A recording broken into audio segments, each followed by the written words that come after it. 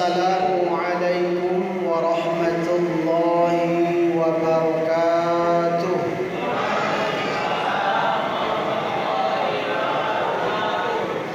Alhamdulillah, alhamdulillahi rabbil alamin.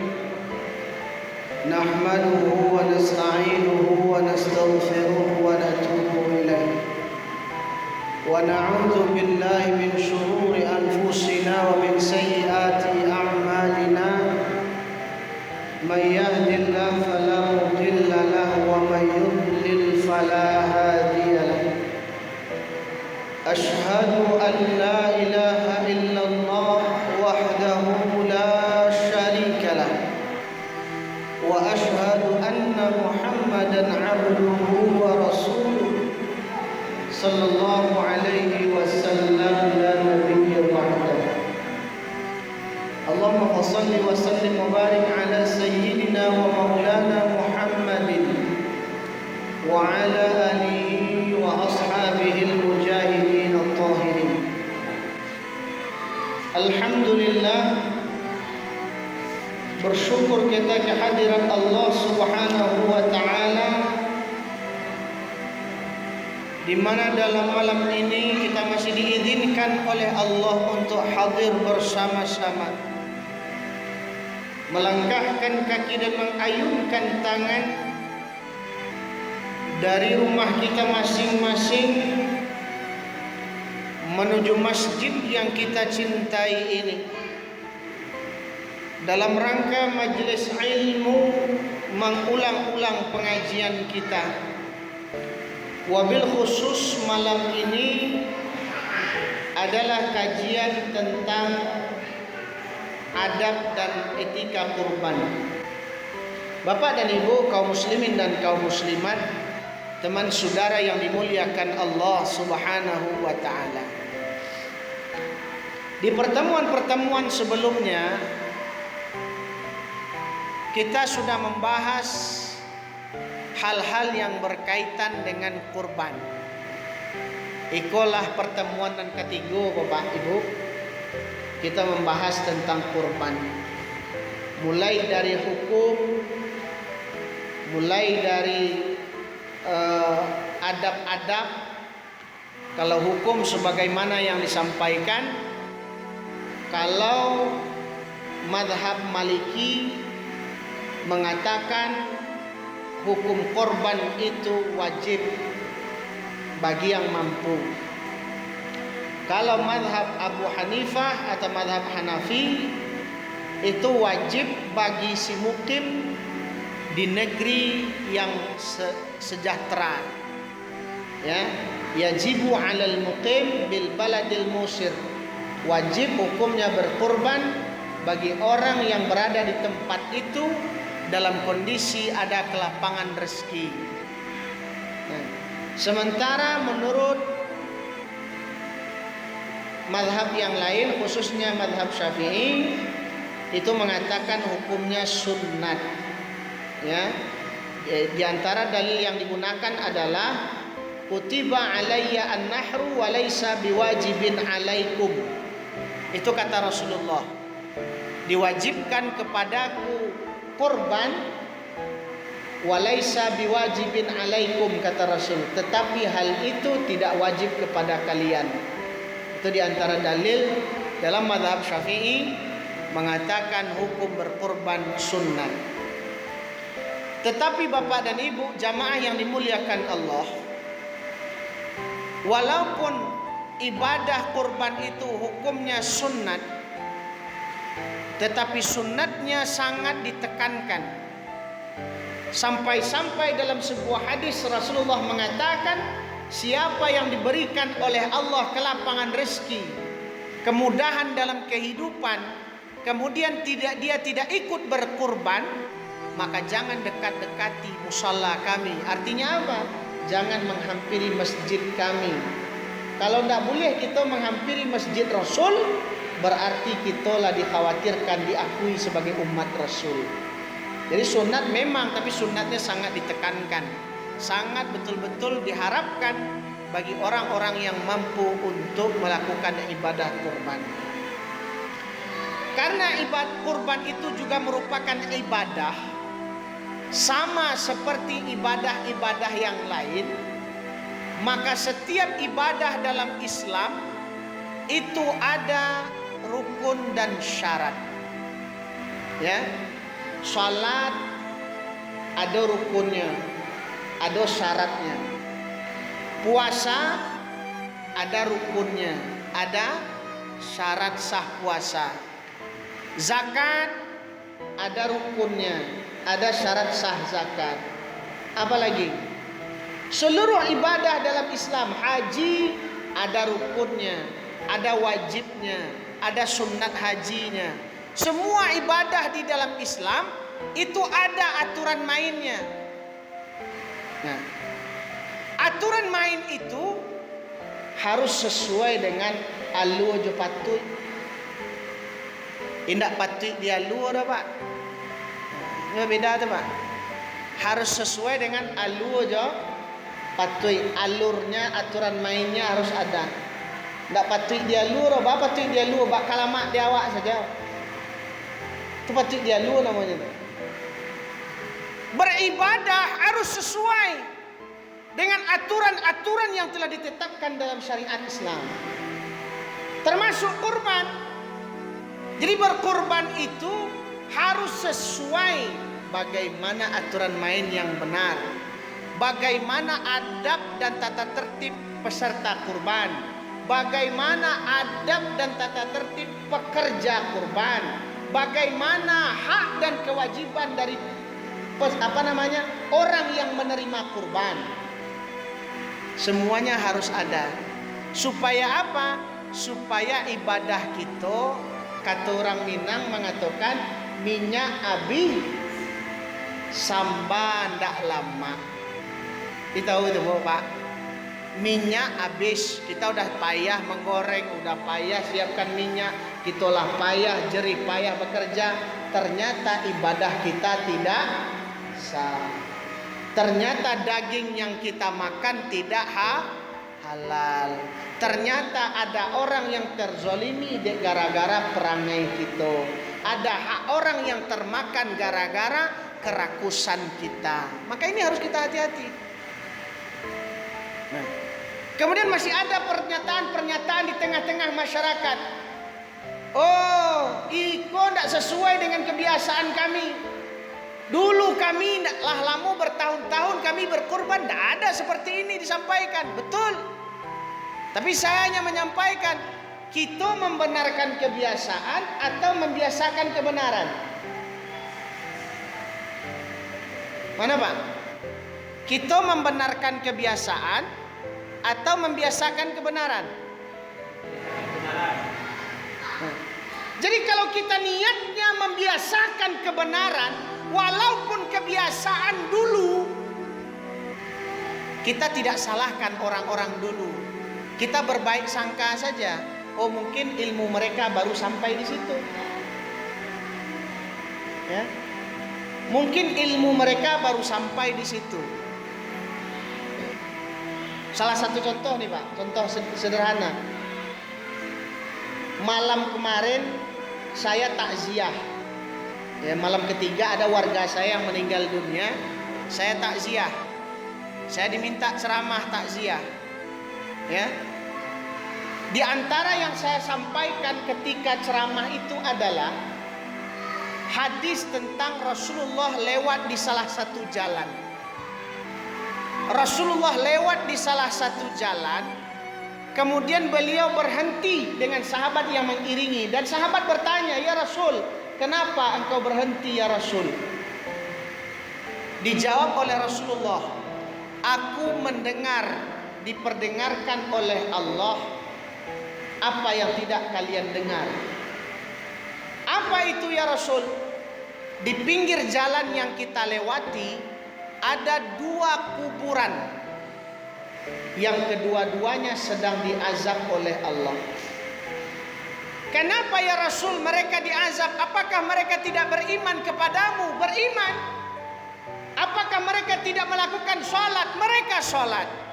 Apakah mereka tidak puasa? Mereka puasa. Tapi kenapa mereka diazab ya Rasul? Yang satu mereka diazab kenapa?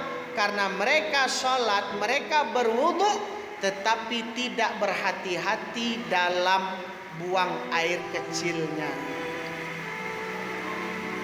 Tidak berasih istinjaknya, Pak. Bahasa awaknya istinjak kok cebok. Tidak berasih ceboknya. Nya sholat. Padahal dalam hadis al-wudu miftahus shalah, as-shalah miftahul jannah, ya. Wudu adalah kuncinya salat. Salat adalah kuncinya surga. Tidak akan masuk surga kalau tidak salat. Tidak sah salat kalau tidak berwudu, kalau tidak sah wudu kalau seandainya kita ceboknya tidak bersih. Awaklah sholat, Pak, tapi ternyata pipis kita tidak hati-hati, cebok awak tidak bersih. Contoh, ini kebiasaan. Ini saya menyinggung kebiasaan saja. Saya tidak melarang ada masjid atau mushola yang menyediakan tempat kencing berdiri.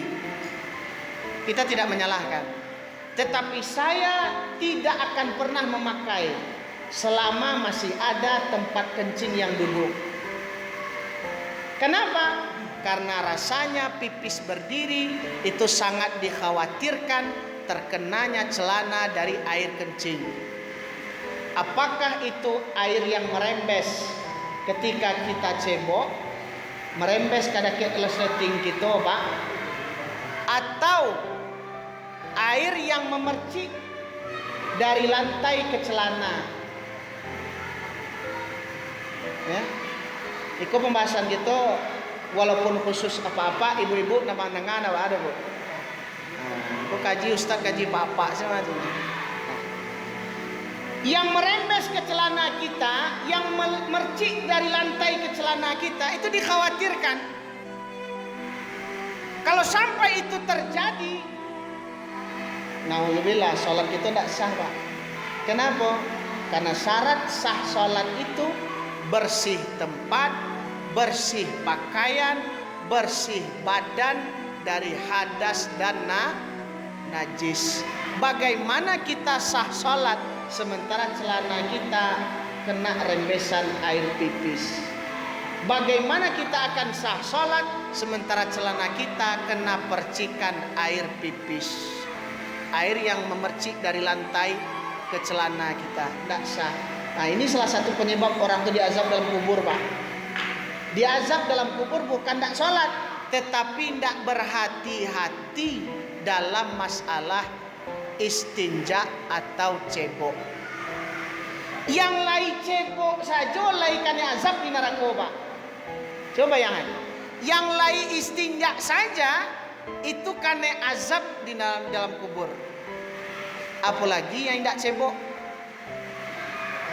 Kan banyak tuh pak-pak kok kadang sasak buang air, nyolari saya ke belakang rumah atau nyoganti saya lah.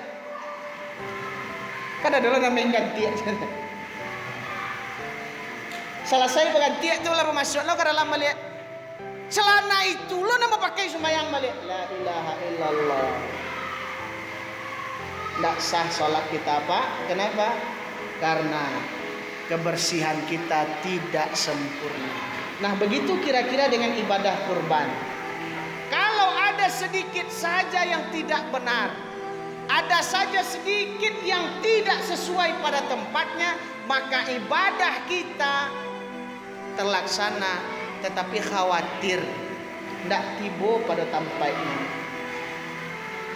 Maka oleh karena itu, inilah diantara yang ingin kita bahas pada malam ini. Setelah di pertemuan sebelumnya kita bahas hukumnya, kita bahas adab-adab untuk peserta kurban. Ya, kita ulangi saja. Di antara adabnya adalah mulai dari 1 Dzulhijjah, insyaallah kita hari raya Idul Adha hari Jumat, Pak ya. Kalau di masjid ini hari apa, Pak? Jumat. Berarti hari Rabu besok tanggal 22 Juli bertepatan dengan 1 Dzulhijjah, bagi Bapak Ibu peserta kurban tidak boleh lagi memotong kuku dan memotong rambut. Baik itu rambut kepala, baik itu rambut yang ada di bibir, kumis namanya. Baik rambut yang ada di dagu, jenggot namanya. Baik rambut yang ada di ketiak, bulu ketiak namanya. Dan rambut-rambut yang lain. Dimanapun rambut itu tumbuh, bagi bapak dan ibu, mulai dari 1 Dzulhijjah tidak boleh lagi potong rambut, potong kuku, cukur kumis. Tak boleh Pak. Berapa lamanya Ustaz? Sampai hewan kurban kita disembelih. Hadisnya mana Ustaz? Idza ra'aitum hilala Dzulhijjah, apabila telah masuk 1 Dzulhijjah, wa arada ahadukum ayyudhhiya, dan ada di antara kalian yang menjadi peserta kurban, falyumsik an sya'rihi wa azfarihi, maka hendaklah menahan. Arti menahan itu tidak boleh lagi memotong rambut dan kuku, baik kuku tangan maupun kuku kaki. Ini adab yang pertama. Mulai Rabu besok Pak, ya, mulai Rabu besok Bapak Ibu peserta kurban tidak boleh lagi. Oh kalau gitu gimana Ustadz, kumis saya panjang, biasanya sekali 3 hari saya harus cukuran. Jenggot saya kalau tidak dicukur sekali 3 hari itu berserak-serak Ustadz. Syukur-syukur jenggot saya tuh kayak jenggot Ustadz, rapi. Ini jenggot saya enggak, satu di sini, satu di sini, satu di sini. Kalau di kampung Ambo bentuk kambing wakau bentuk ya. Wah kambing wakau kan enggak teratur tumbuhnya. Kalau enggak dicukur Ustaz, enggak dirapikan, saya lah bentuk singo saya Pak Ustaz. Biarkan bentuk singo saya lah Pak, ada. Yang penting ibadah kita sah. Itu nomor lalu. Yang penting kita dapat fadilah masalah bentuk singo lah. Kalau tamih juga bapak dan ibu akan memanjang selama 10 hari. Besok paling terakhir.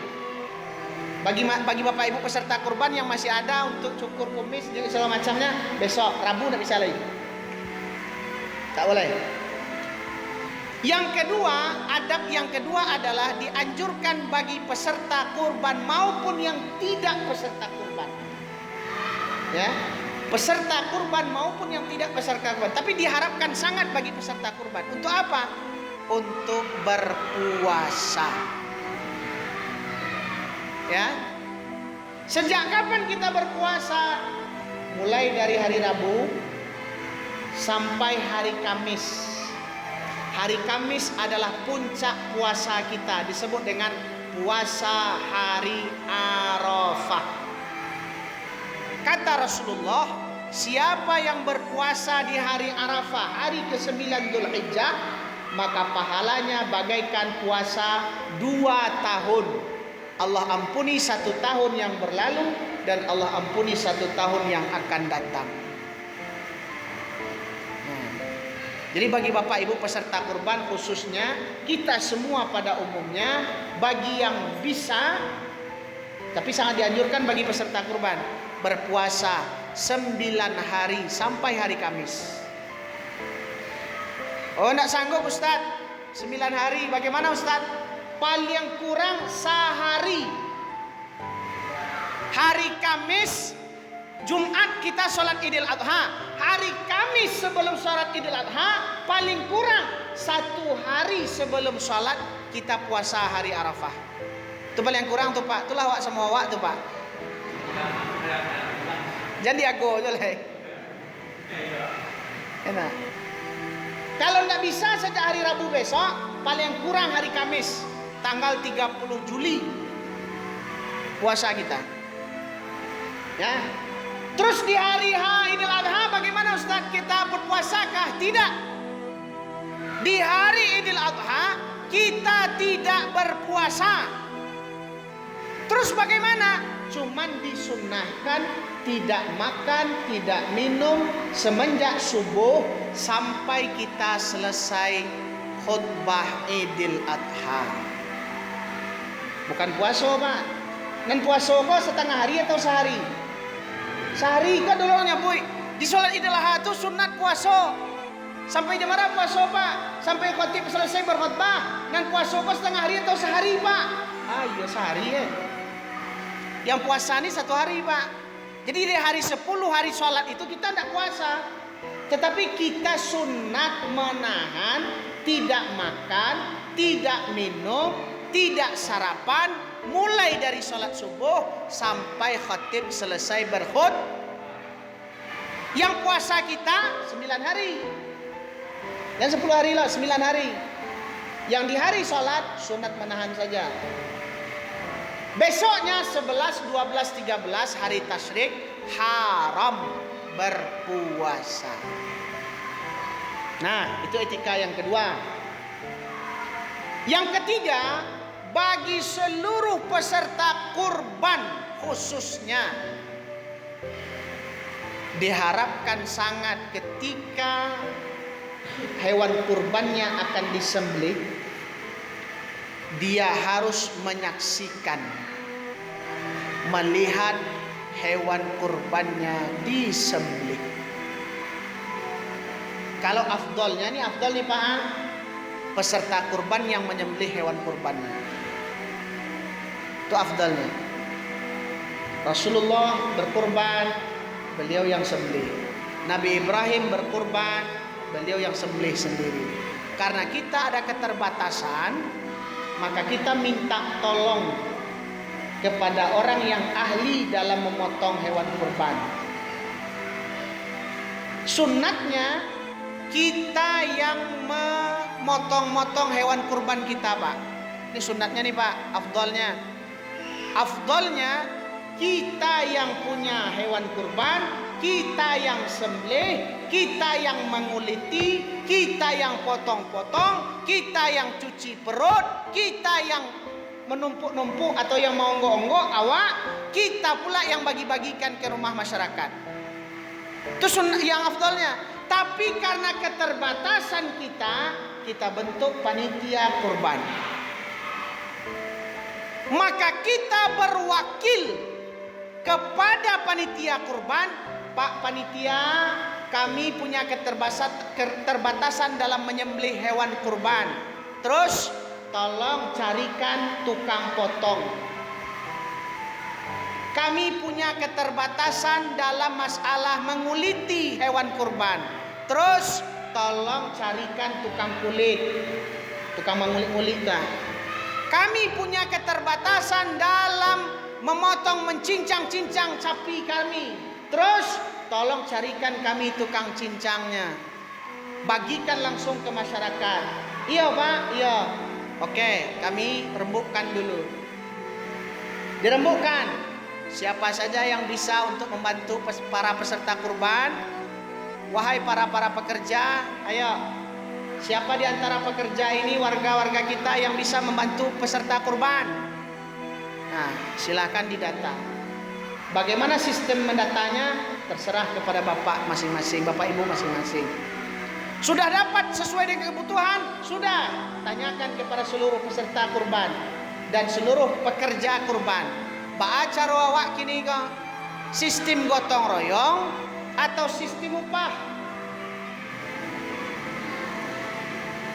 Oh, kita sistem gotong royong saja, Ustadz. Kalau sepakat sistem gotong royong, oke. Jangan dibaca-baca masalah upah mau upah. Ya. Jangan dibaca masalah upah mau upah. Gotong royong. Mana gotong royong? Kita kerjakan sama-sama, dari kita, oleh kita, untuk. Jadi baca upah. Ya. Sama rata, sama rasa. Nggak ada cerita upah, sama rata, sama rasa. Pekerja kurban, penerima kurban, apa kupon untuk rumah-rumah itu sama, nggak ada lebihnya. Karena kita gotong royong, Pak. Ya. Oh, kalau gitu kita upah saja lah, Ustaz. Boleh. Main upah kita, yuk main upah. Mana dalilnya? Dalam suatu kisah Rasulullah SAW, beliau pernah berkurban 100 ekor onta. Bayangkan, Rasulullah pribadi beliau sendiri pada suatu ketika di salah satu Idul Adha, beliau berkurban 100 ekor onta. Jadi boleh, Pak, kalau kita mampu, satu orang kita lebih dari 1 ekor sapi, boleh. Tapi minimalnya satu orang 1/7 sapi atau 1 ekor kambing. Itu minimal. Kalau bagi yang mampu, boleh satu orang lebih dari 1 ekor sapi. Rasulullah pernah berkurban lebih banyak. Berapa? 100 ekor. Beliau perintahkan kepada Sayyidina Ali, "Ya Ali, tolong engkau urus hewan kurbanku. Engkau sembelih, engkau atur pembagiannya sampai selesai." Ditanya oleh Sayyidina Ali, "Kalau ambo surang tak sanggup dah Rasul. 100 ekor banyak onta tu kan diurus, awak surangnya tak bisa dah Rasul. Harus bawa kawan." "Bawalah kawan," kata Rasul. "Berapa engkau butuh? Ajak kawan-kawan yang mau, yang bisa." "Oh, kawan itu bacaronya ya Rasul." Itu bacaro. Bacaronya, bali minumnya, bali rokoknya, bali sabunnya. Namanya tuh jizar. Sistem upah jizar namanya. Apa kata Rasulullah? "Kau cari orang yang bisa, kau selesaikan kurban itu sampai selesai. Upah mereka aku yang tanggung," kata Rasul. Siapa yang nanggung, Pak? Rasul. Yang menanggung upah pekerja siapa? Rasulullah. Tak Sayyidina Ali disuruh dah. Ikut nak, kadang-kadang kan banyak tak itu. Apa kata peserta kurban? Kami tahu kami 2,5 saja nya. Oh, masalah lain urusnya lah dari panitia lah. "Pak, kurang pitih, Pak." Atau tak tahu kami itu dah. Tidak bisa kan itu, Pak. Harus dari awal disepakati. Kalau mau sistem upah seperti Rasulullah, 100 ekor onta,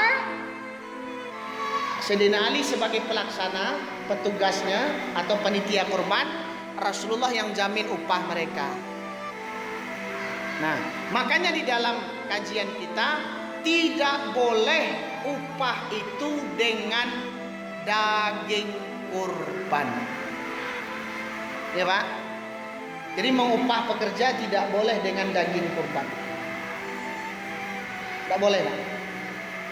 Kalau memang sistem upah, silakan ambil dari uang yang dikumpulkan oleh peserta kurban, belikan ke sapi, dianggarkan sekalian, beli sapi sekian, beli alat-alat sekian, upah tukang potong sekian, upah pekerja sekian. Berapa harusnya yang dikeluarkan oleh peserta kurban?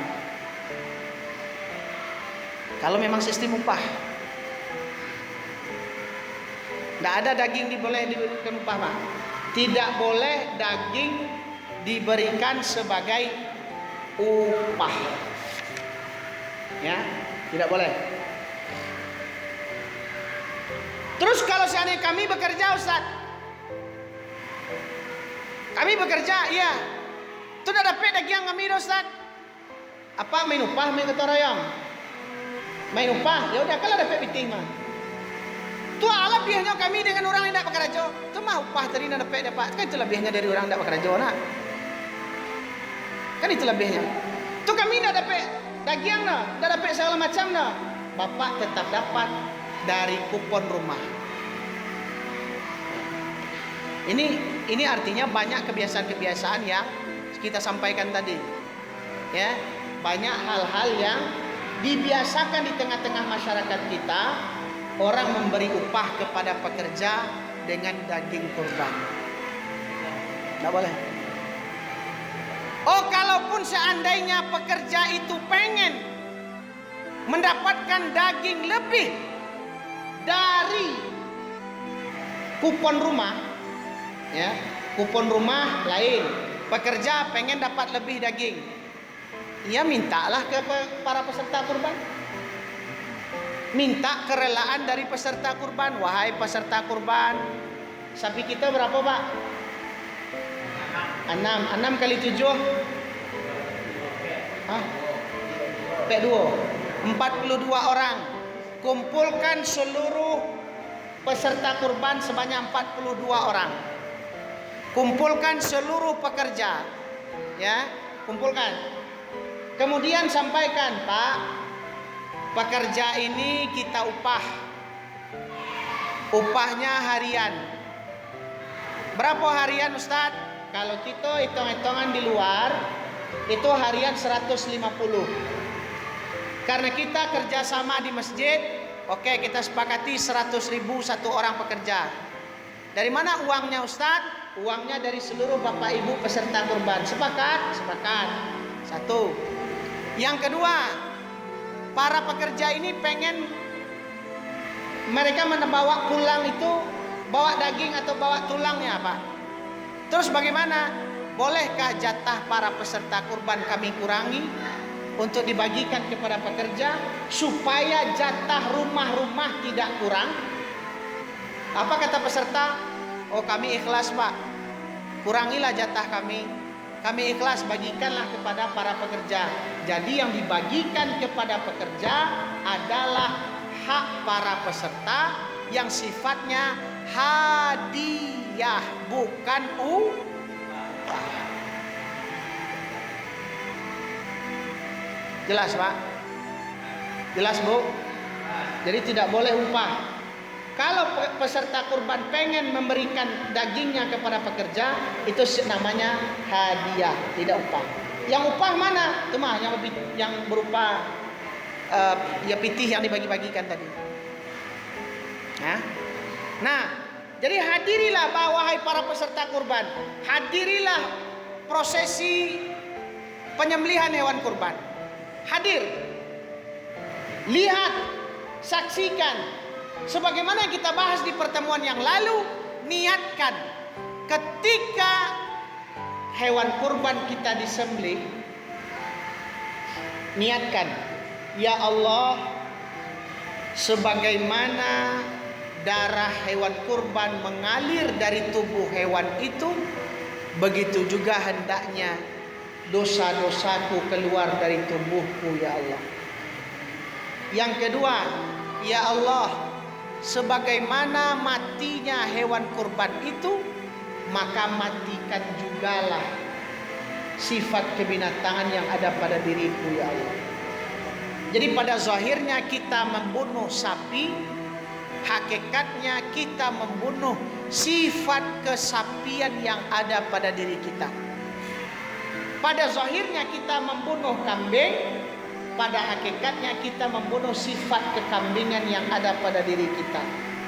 Pada zahirnya kita membunuh binatang, pada hakikatnya kita membunuh sifat kebinatangan yang ada pada diri kita. Sifat kebinatangan Pak, kok kambing tuh mah? Sifat kambing Pak, hati gate. Bagaimana hati gate? Halal haram hantam taruh. Sifat sapi bagaimana? Rakus, tamak, serakah. Hidupnya untuk makan, bukan makan untuk hidup untuk makan. Dari pagi sampai sore, sampai matahari terbenam, sapi ku karajo makan. Mangunya paru ika paru. Selesai sholat maghrib, tuannya datang menghampiri, mencari apa kondisi sapi dalam kandang. Apa kata sapi nampak tuannya? Tambuh aja baru lela dari pagi makan sampai sore. Tambuh aja baru. Tidak pernah puas. Tujuan hidup hanya untuk perut. Tak pernah memikirkan akhirat, tak pernah memikirkan ibadah, tak pernah. Maka ini yang kita bunuh. Ya, ini yang dibunuh dengan kurban. Kita hadir, kita saksikan, kita niatkan, ya Allah, matikanlah sifat kebinatangan yang ada pada diriku sebagaimana matinya sapi kurban ini ya Allah. Itu yang kita niatkan, Pak. Ya, supaya apa? Dalam Al-Qur'an surat Al-Hajj ayat 37 Allah Subhanahu wa taala menjelaskan, A'udzu billahi minasyaitonir rajim. Bismillahirrahmanirrahim. La yanalallaha luhumuha wala dima'uha, walakin yanaluhut taqwa minkum. Yang akan diterima oleh Allah bukan darah dan daging kurban. Yang diterima oleh Allah bukan tulang dan kulit kurban, tetapi yang diterima oleh Allah nilai ketakwaan kita ketika kita berkurban, bertambah nilai ketakwaan, bertambah nilai tawadhu kita, bertambah qanaah kita, bertambah dermawan kita, bertambah bahwa merasakan kita ini hilang sifat kebinatangan dalam diri kita, sehingga betul-betul kita yakin bahwa kita hanyalah hidup menghamba kepada Allah Subhanahu. Ini tujuan kurban sebenarnya, ya, menumbuhkan sikap ketakwaan. Sikap betul-betul kita melakukan perintah Allah dan menjauhi seluruh larangan-larangan Allah. Nah, kaum muslimin, Bapak dan Ibu jamaah yang dimuliakan Allah Subhanahu wa taala. Yang ketiga tadi, yang keempat lagi. Yang keempat, setelah kita saksikan hewan kurban kita disembelih, terserah. Bapak Ibu peserta kurban mau pulang silakan, mau hadir tetap di situ sampai selesai silakan, ya. Kemudian peserta kurban tidak boleh menjual apapun dari bagian kurban itu. Siapa yang tidak boleh, Pak? Peserta tolong diingat, yang tidak boleh menjual apapun bagian dari hewan kurban itu adalah peserta. Dalam sebuah hadis Rasulullah mengatakan, siapa, walaupun di sini disebut kulit, Pak, ya, siapa yang menjual kulit kurbannya, fala udhiyatalah, maka kurbannya tidak sah. Walaupun di sini disebut kulit, ya, walaupun disebut kulit, tetapi seluruhnya, mulai dari atas sampai ke bawah, luar sampai ke dalam, daging sampai ke ekor, peserta kurban tidak boleh menjual apapun dari bagian kurban itu. Bagaimana dengan selain peserta? Contoh panitia. Ya, contoh panitia. Bolehkah panitia menjual kulit kurban? Kemudian kulit kurban itu kita belikan makanan, atau untuk tambah-tambah beli bumbu makan bersama, atau untuk beli minum seluruh orang yang hadir di lokasi penyembelihan, atau untuk yang lain-lain. Kalau yang menjual bukan peserta kurban, maka boleh-boleh saja. Ya. Para peserta kurban sepakat. Sapi kita 6 ekor. Berarti kulitnya 6. Panitia,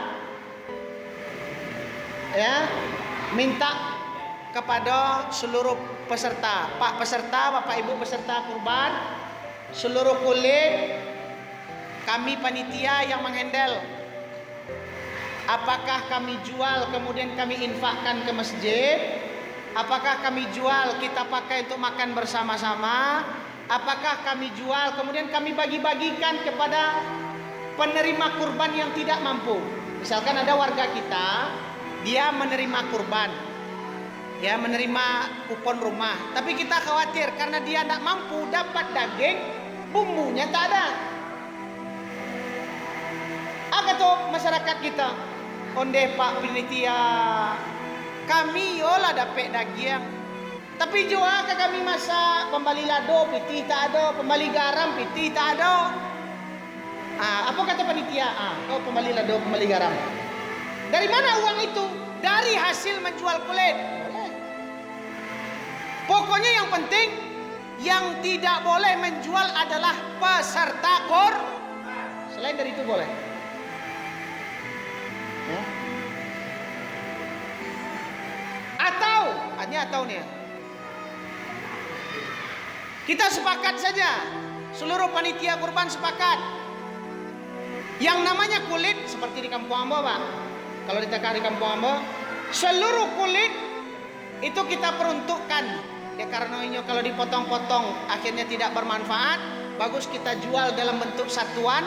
Satu kulit itu bisa laku 50.000, Pak. Berapa sih kulit, Pak? 50 atau 100? 70. Satu kulit 70.000. Kalau dipotong-potong tidak ada gunanya. Kita jual secara utuh. Ke siapa kita berikan? Kata panitia kurban, kita berikan ke tokoh-tokoh masyarakat atau guru-guru ngaji. Terus bagaimana? Seandainya kita sepakat panitia kurban, kita berikan saja satu kulit kepada satu guru ngaji. Ada 6 orang guru ngaji, kita berikan satu guru ngaji satu kulit, biar dia jual dapat duit. Boleh kan? Boleh. Atau contoh lo celai. Satu contoh lagi. Sepakat saja kita 6. Ini contoh pokoknya, tapi jangan berang lo kamu nak. Contoh. Sapi kita 6. Ya. RT kita berapa? 5. Tambah 1 RW. 6. Kita agisnya ke RT RW kulit kok cek surang, Mbak. Kok contoh.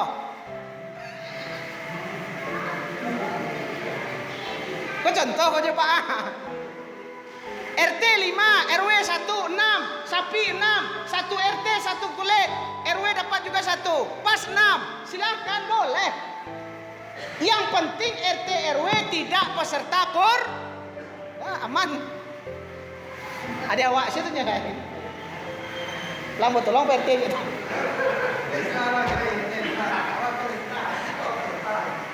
Peserta ada dia. Nah, jelas Pak. Termasuk daging. Daging juga begitu. Peserta kurban juga tak boleh menjual daging. Tapi kalau orang yang menerima kurban bagaimana? Terserah dia lah. Mau dimasak, mau dijual itu terserah dia. Yang penting dia bukan peserta kurban. Bapak dan Ibu jamaah yang dimuliakan Allah Subhanahu wa ta'ala. Itu adab yang keempat. Yang kelima, untuk mendapatkan keafdalan ibadah kurban, alangkah baiknya peserta kurban tidak memakan daging bagian kurbannya lebih dari 3 hari makan. Ya Pak, sebagaimana yang telah sampaikan di pekan yang lalu, Nabi Ibrahim berkurban gimana Pak? Nabi Ibrahim berkurban, beliau yang sembelih, beliau yang potong, beliau yang cincang-cincang, beliau yang bagi-bagi, beliau bagi-bagikan ke masyarakat, beliau sedikit pun tidak ikut makan. Itu kurban Ibrahim tuh. Kalau kurban Nabi Muhammad bagaimana? Beliau makan hanya 3 potong saja. Beliau ambil bagian korbannya hanya 3 potong saja. 3 potongnya ada 3 potong kadang-kadang tuh Pak. 3 potong yang sebesar-besar tinju lah. Kalau para sahabat bagaimana? Para sahabat Rasulullah berkurban, mereka ambil jatah peserta kurban mereka hanya untuk kebutuhan 3 hari makan. Kenapa? Karena di hari tasyrik 11, 12, 13 haram hukumnya berpuasa. Maka supaya tidak puasa, haram hukumnya puasa, makan selama 3 hari makan daging. Lebih dari 3 hari bagaimana? Kalau bisa bagi-bagikanlah kepada orang lain supaya kecambo tadi itu kita mendapatkan afdal ibadah kurban kita mendapatkan hakikat ketakwaan dalam beribadah kurban, dan tidak ada menumbuhkan sikap rakus dalam diri kita. Dan lebih penting, kita khawatir jangan sampai ada hak